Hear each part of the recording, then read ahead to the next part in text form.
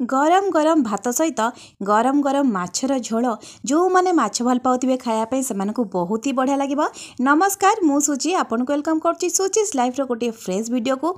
आज मु प्रिपेयर करबी माछर वीडियो बिना स्किप करके लास्ट पर्यंत निश्चय देखिए। मो वीडियो जदि आपन मानको भल लागुथबो लाइक शेयर सब्सक्राइब करनेबे, फेसबुक रे थिले फॉलो करिया को जमा भूलिबेनी। आज आमे पूरा सिंपल उपाय रे प्रिपेयर करनबा माछर झोल बिना आलू रे कम मसला रे आमे प्रिपेयर करनबा।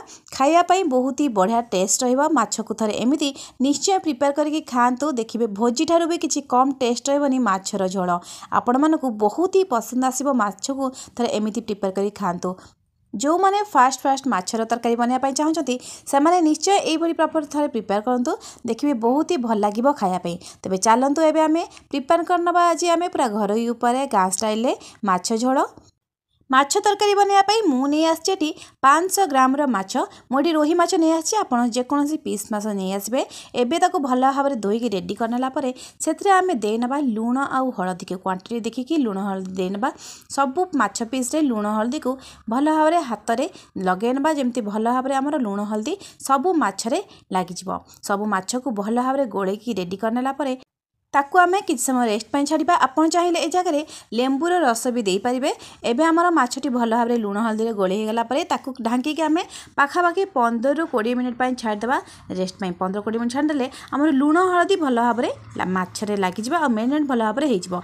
हमर माछ रेस्ट तो भल भाव में नहीं गला परे एबे मु बसई नहीं गोटे करे आ सेइथरे दे नेबे मु सोरिष तेल। बिल्कुल भी रिफाइन के अलग तेल यूज करंतुनी। यदि माछ प्रिपेयर करछनी सेटा सोरिष तेल रे ही यूज करंतु। माछ को एबे भल भाव में देई नबा आमे तेल रे जे पर्यंत हमर टिके ब्राउन न हेजी से पर्यंत आमे माछ को भल भाव में भाजी नबा। माछ भाजिबा उपरे डिपेंड करे माछ तरकारी केमिति लागिबो। जदि माछटा भल भाव भाजी हेबनी तले माछ तरकारी केबे भी भल भाव टेस्ट हेबनी। तो माछ भाजिला बेले निश्चय भल भाव में ताको माछ भाजियंतु जेमिति तार भल भाव में टिके ब्राउन हेजिबो। हमर माछ भाजिबाटा ठी कंप्लीट हे गेलानी। मु गोटे पट एबे मु ताको आ गोटे पट को उल्टे नउची। देखि पारथबे गोटे पट मोर भल भाव में भाजिबा कंप्लीट हेइची। एबे ताको आ गोटे पट को भी भल भाव में ब्राउन करके ताको भाजी नबा। एठी माछ भाजिला बेले देखिए तेलटा जमीती पूरा भल भाव में गरम होइतिबो, नहले माछटा तळे लागिजिबो और बिल्कुल भी भल भाव में उठिबनी। हेडी माछ निश्चय भांगिबो। तो माछटा भाजिया पूर्व तेलटा को भल भाव में गरम करनबा।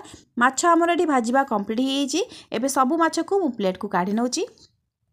जो माने माछ प्रिय से बहुत ही भल लगे माछ बार रे टिके माछ भलसे बनेकी खाया पे। आपण निश्चय ट्राई करंतु, देखिए बहुत ही बढ़िया टेस्ट रहिबो।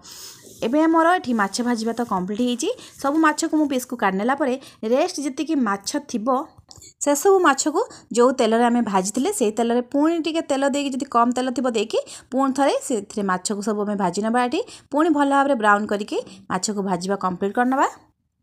बहुत कम समय भितर माछ आमर प्रिपेयर हो जिवो। एठी देखि पारथबे मु रेस्ट माछ को दे देली।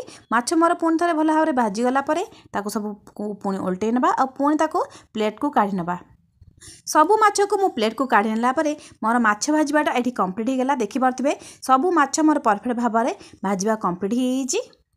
माछ भाजिबा कंप्लीट होला परे देखिबे कड़ाई रे किछि तेल रहिथिबो। से तेल रे ही आमे रेस्ट तेल देकी माछ भाजी नबा। बिल्कुल भी से तेलटा को पकेबेनी, माछर बास्ना ही से तेल रे रहि जाइछि। एबे आमे देइ नबा सेथिरे किछि फुटणटा बेसी भल बास्ना आनिबो माछ झोल रे। आपण जीरा भी देइ परिबे, बेसी प्रिफर करंतु फुटण को। फुटण हमर हे गेला परे आमे सेते देइ दबा काटी के रखिथिबा पियाज रो क्वांटिटी टिके अधिका नबा। पाखापाखि गोटे बड़ साइज रो पियाज यदि मीडियम साइज नउछंती दीटा पियाज नै नियंतु आ ताको एडी ब्राउन करिया पई भाजिबा। हमर टिके ब्राउन हेगला परे सेथिरे आमे देइ नबा एठी लुण देले पियाज रो टेस्टटा लुण ही डबल कर दबा। तेणु आमे एठी लुण टिके देइ नबा। लुणटा देला परे टिके समय पुणी आमे माछ को एठी भाजी नबा आ तापर देइ नबा रेडी करके रखिथिबा अदा और रसुन रो पेस्ट ताको दे देबा। एठी ता सहित आमे गोटे छोट पियाज भी बाटिकी जदि दे देबे माछर टेस्टटा बहुत भी बढ़िया आनिबो। हमर एठी मसला दे सला परे रेडी कर रखिथिबा टमाटर प्यूरी को दे देबा। एठी देखि पारथिबे टमाटो प्यूरी मोटी दे देली ताको भल भाव में गोळे देबा। एबे टमाटर प्यूरी दे सला परे बिल्कुल भी आ काटिकी टमाटो देबा दरकार नै। टमाटर प्यूरीटा बहुत ही बढ़िया बहलिया कर दबो माछ को, सेति पई मु एठी प्यूरी व्यवहार करछि। टमाटो प्यूरी रेडी हो गला परे एबे आमे दे नबा सेतरे क्वांटिटी अनुसार लुण आउ ता सहित हळदी।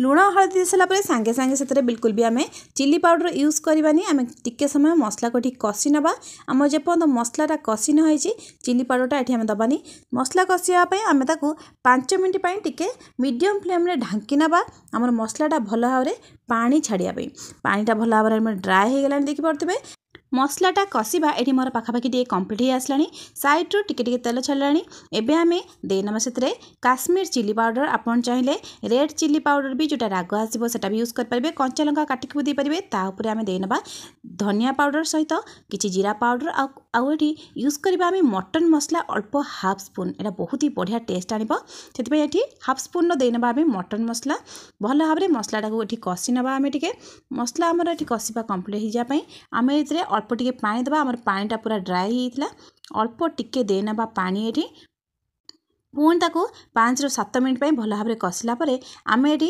पानी देदेवा गरम पानी ये यूज करेंगे बिल्कुल भी ठंडा पानी देवेनि आकु टिके फुटिया छाड़देवा देखिपे मसलाटा बहुत ही बढ़िया भाव में ग्रेवी होती ताकू भल भाव में फुटिया छाड़ा आमर भल भाव में फुटला आम ए देना भाजिकी रखिथिबा माछ पीस को आपण टेस्ट अकॉर्डिंगली आपण ताकू केते राग करेंगे आपण से लंका दे नियंतु सबु माछ को दे सारा आम ताकू गैस फ्लेम को बिल्कुल भी हाई रखिबानी मीडियम फ्लेम करके टिके ढांकी नवा ये 5 ରୁ 7 मिनट भल भाव में फुटीगला देखिपे माछटा ये केते सुंदर भाव में फुटिया मोर आरंभ कलानी एमती फुटिया भितर आम ताकू 5 मिनट छाड़देवा जमी माछटा आमर भल भाव में फुटब यही जगह आम पकईदेवा गरम मसला ताकू भल भाव में गोले नवा बास आमर ये कम्प्लीट हो गला माछर तरकारी आपण माने निश्चय घरे ट्राए करंतु केमती लागिला आपण मानकु मते कमेंट जणाइबे गरम गरम भात सहित सर्व कर दियंतु माछर तरकारी को एमती बहुत ही बढ़िया टेस्ट रहिबा खाया पे